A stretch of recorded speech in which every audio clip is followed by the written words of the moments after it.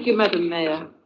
Well, on behalf of the Conservative Group, I'm pleased to support the Council conferring Mary Clarke with the honour of the Freedom of the City.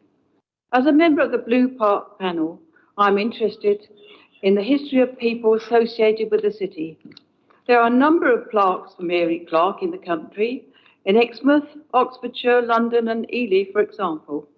And I remember the unveiling of the WSPU plaque at the Quadrant by the Clock Tower. Mary was, of course, co-founder of the National Women's Social and Political Union, and I was dressed as one of the suffragettes for that occasion. I was delighted to meet Bryony, great niece of Mary Clarke, Bryony's daughters and supporters who worked to raise awareness of Mary Clarke. Mary was the WSPU's organiser for Brighton from 1909 until Christmas Day 1910 when she died.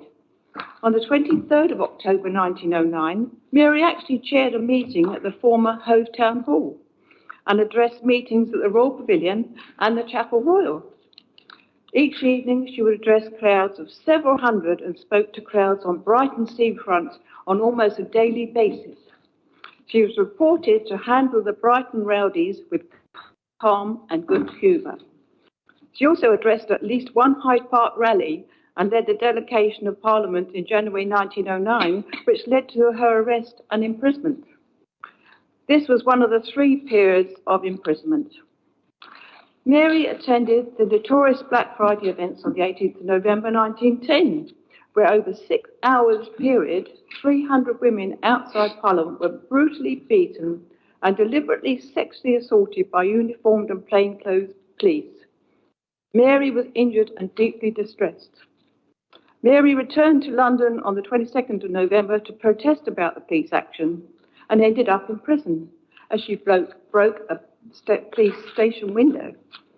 She was imprisoned for 1 month, her 3rd and final in jail.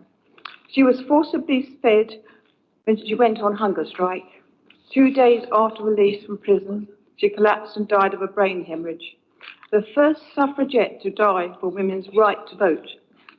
At the Royal Pavilion Memorial Service, Mary was called the first woman martyr who has gone to death for that cause. Mary was Emmeline Pankhurst's sister, but unfortunately not recognised as one of the 59 suffrage campaigners commemorated on the plinth of the 2018 statue of Millicent Fawcett in Parliament Square.